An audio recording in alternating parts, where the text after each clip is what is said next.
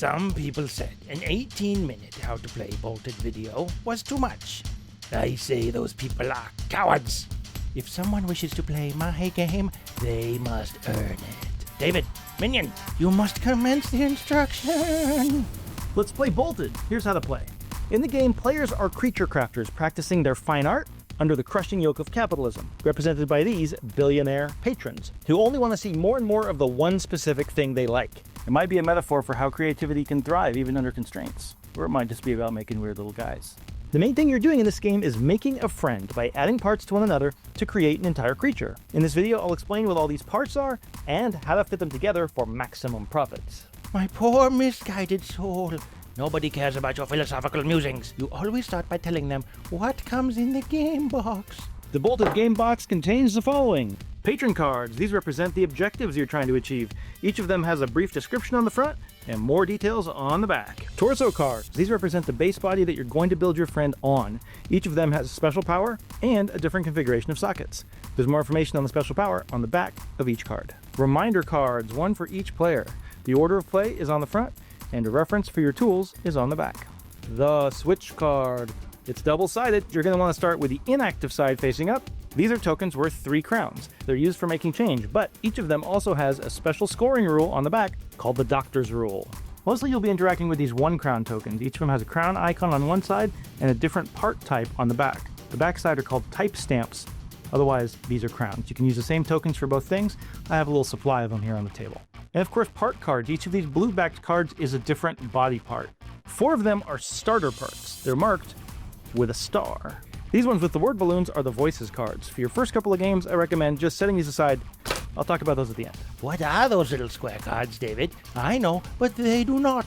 Tell them. All of these body pieces are called parts, and each of them is indicated with an icon in the corner what its type is. So this is a hat, this is a head, this is a hand, this is a foot, this is an elbow, and this is a blank part, which can become any type. You'll also see a few other icons. This means this is a forked elbow. Some patrons ask for that specifically. This claw means this is a non-human part. Some patrons ask for that specifically. And some of the terminal parts have these bonus icons, which apply to the Doctor's Rule or to certain rewards. Also pay attention to the different types of sockets on each part. The bolt, the rivet, the screw, and the green is universal, which is wild. Fine, but tell them how all the parts fit together. That's the fun part. You can add parts anywhere on the body that they fit. There's no restriction like heads have to go on necks or anything like that. When you're building, there's only a couple rules to follow. One is color must match color. So, screw could go on screw, just like that. That's fine. Of course, if it's universal, green can go with anything. Also, this black V shape is an anchor. Sometimes it's on the corner, and sometimes it's on a side like this. If a part doesn't have an anchor, it can be added in any orientation. But if it does have an anchor, the anchor has to connect first. So this would work, this would not. If you have a blank part, you can add it with no type assigned to it. Then later on, you can use the type stamp of your choice to make that into whatever you want it to be. So this is now hat. Good. They understand completely. And whatever they don't understand, they will learn from context. Continue the monologue. Instruct them about the setup. Alright, here's how to set up the game. The first thing to do is to set up the patron gallery. Shuffle the patron cards and deal out 4 face up. The rest of the deck can just go face down. The switch card, inactive for safety, goes right next to them. Choose one random 3 crown token to be the Doctor's Rule for this game. Without looking at the back, just go ahead and place it right there near the switch card. We'll reveal that mid-game. Give every player 1 random starter part, and shuffle the rest back into the deck. Create a draw deck for the parts cards, leave space for a discard pile nearby. And deal each player 5 more random parts, so that the starting hand has 6 cards in it. So your starting hand will always have 1 of those starter parts and 5 other parts. Shuffle up the torsos and give every player 3 to choose from. Now that you've seen your starting hand and the patrons that are out, you can choose which torso to start with. The ones players don't choose and the ones you didn't deal, you can just go back in the box. You're done with torso cards. Finally, every player gets 1 reminder card. Throughout the game, you're going to need to put cards into a scrap pile and also bank your coins. Just use any spot on the table for that.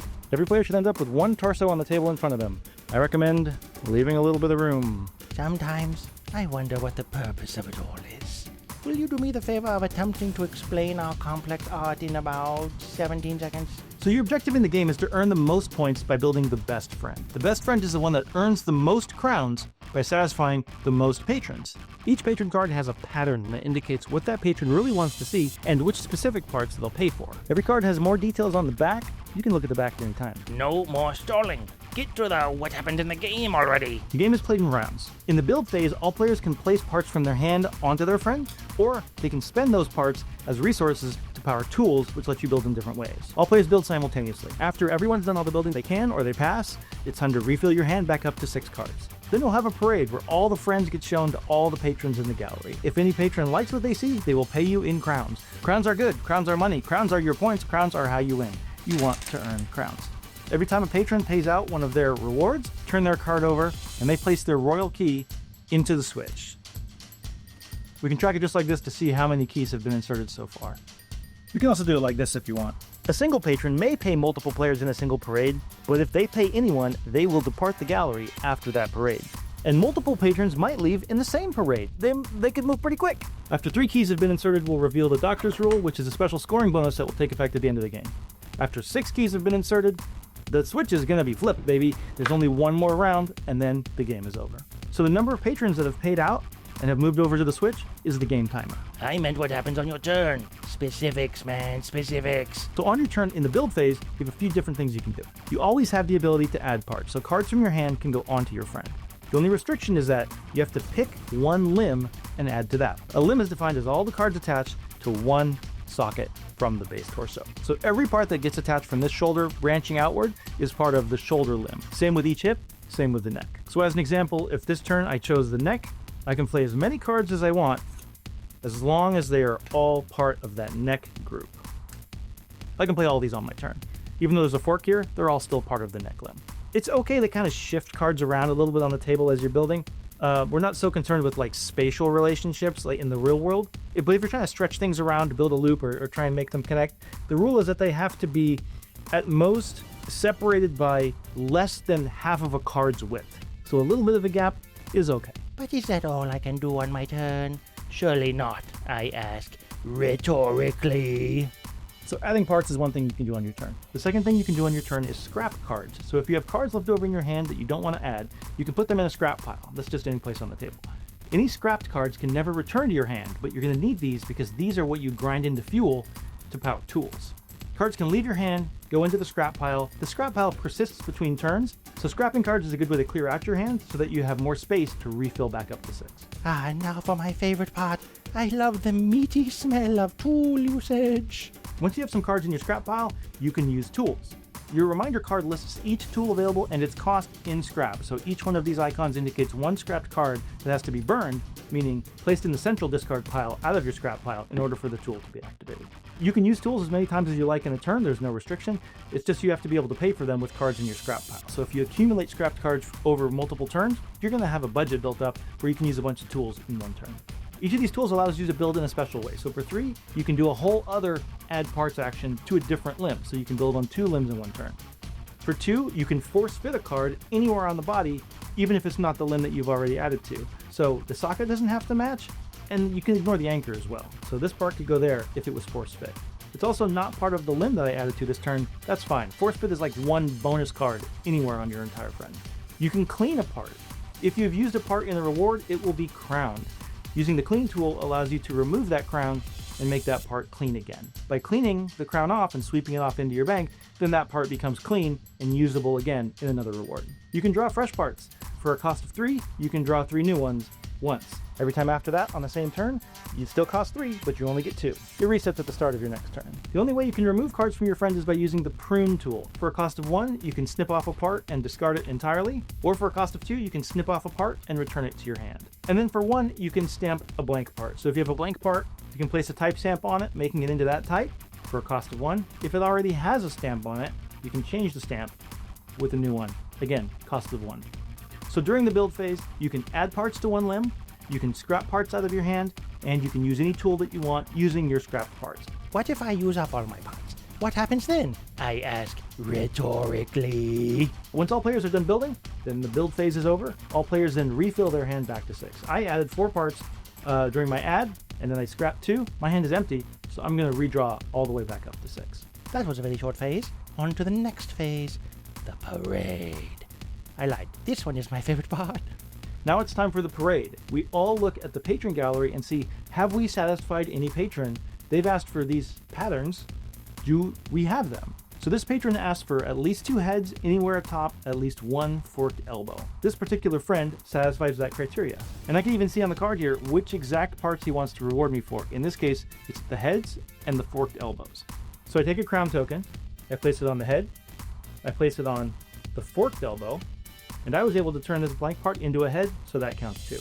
I've now earned 3 crowns. Now you notice that there's an intermediary part in here. That's fine. I'm only crowning the ones that are relevant, but you can have a big chain that has intermediary parts that aren't part of it, and that still qualifies. I love seeing these examples. What I would like to see now are some more examples. So since this patron was satisfied, I'm going to remove them from the gallery, flip them over, put them under the switch card. Then draw a new one to replace it. So now we have a new one for the next parade, and we're 1/6 of the way toward the switch being activated and the game ending. Now I've earned 3 crowns, but these parts that have been crowned can't be used in any other pattern unless they've been cleaned. Or I could just leave those crowns on there. They're my points either way. This reward asks for 3 hats, at least one of which is atop a head. We use the word atop to mean in a chain, an unforked line, farther away from the torso. This is a double part. The 2 icons mean this counts as 2. And then we have another hat over here. So this counts as 3 hats, one of which is atop a head. The double part counts as 2 parts for the sake of the reward. However, it only earns 1 crown because it's just 1 card. So to claim this reward, I would crown the hat, the double card, and in this case, the head as well, since that's what's specified. But this reward also has the words at least. Whenever you see the words at least, that means I can over-deliver on that reward to earn additional crowns. So in this case, if I happen to have another hat, in this case a blank card with a type stamp on it, I would earn a crown for that as well. And you don't have to claim all of them, for example, if I wanted to leave that clean for some other reason, but I can now earn 4 crowns instead of 3 because that at least allowed me to exceed the requirement. Alright, now let's look at this example. Feast or Famine wants 1 limb with at least 6 parts, while 2 other limbs have no parts. So in this case, this shoulder limb here has 1, 2, 3, 4, 5, 6 parts. Note that because the type is not specified, this blank part doesn't need a type stamp. It's totally fine to leave this blank, and then I can just add a type stamp later if I want to satisfy some future pattern. The other thing is it says 2 limbs have no parts. Well, all of my limbs have parts, except every part on these hip limbs is crowned.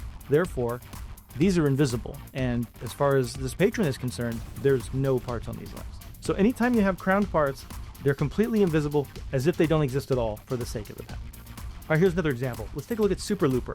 Any closed loop may have at least 4 parts. So a closed loop is hopefully self-explanatory. It's a chain of parts that then connects to another part of itself. This reward can be either a loop within a limb or a loop that connects one limb, in this case the hip, to another limb, in this case the neck. So now we have 1 mega limb. A mega limb is when 2 limbs are connected anywhere. And so when I go to build on this in the future, I can build anywhere on this entire group because it's all 1 limb from this point forward. But the reward calls for at least 4 parts, which means I could make this 100 parts if I wanted to.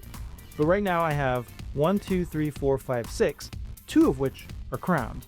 So these 2 don't count. This is now a loop of 4. Even though there are crowns in the middle, I just skip them. This is still a closed loop. It's just a loop of 4 parts only. All right, now let's take a look at this example. Top Heavy wants a chain, which is defined as a line, an unbroken, unforked line, of 1 head, then at least 1 elbow, and then a non-human part. So I have a head, I have an elbow, I have another head, an elbow, and a non-human part.